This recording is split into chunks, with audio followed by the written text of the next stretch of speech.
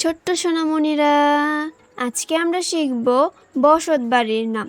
চলো তাহলে শুরু করা যাক। স্বয়ংসম্পূর্ণ কক্ষ। স্বয়ংসম্পূর্ণ কক্ষকে ইংলিশে বলে অ্যাপার্টমেন্ট। অ্যাপার্টমেন্ট মানে স্বয়ংসম্পূর্ণ কক্ষ।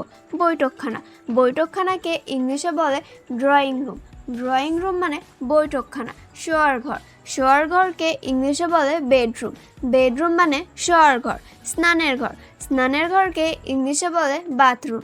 বাথরুম মানে স্নানের ঘর। খাবার ঘর। খাবার ঘরকে ইংলিশে বলে ডাইনিং রুম। ডাইনিং রুম মানে খাবার ঘর। প্রসাধন কক্ষ। প্রসাধন কক্ষকে ইংলিশে বলে ড্রেসিং রুম।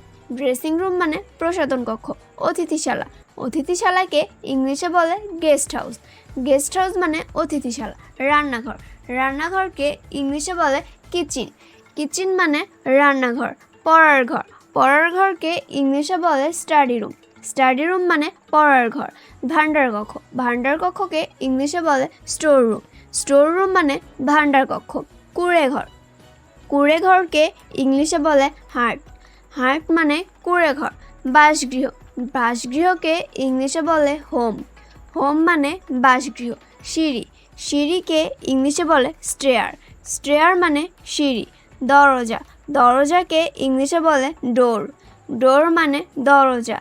জানালা। জানালাকে ইংলিশে বলে উইন্ডো। উইন্ডো মানে জানালা। মেঝে। মেঝেকে ইংলিশে বলে ফ্লোর। ফ্লোর মানে মেঝে। ছাদ। ছাদকে ইংলিশে বলে রুফ। রুফ মানে ছাদ। ঝুল বারান্দা।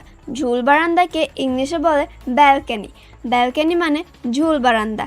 ট্যালি। ট্যালিকে ইংলিশে বলে টাইলস। টাইলস মানে tally. Please subscribe our channel and thank you for watching.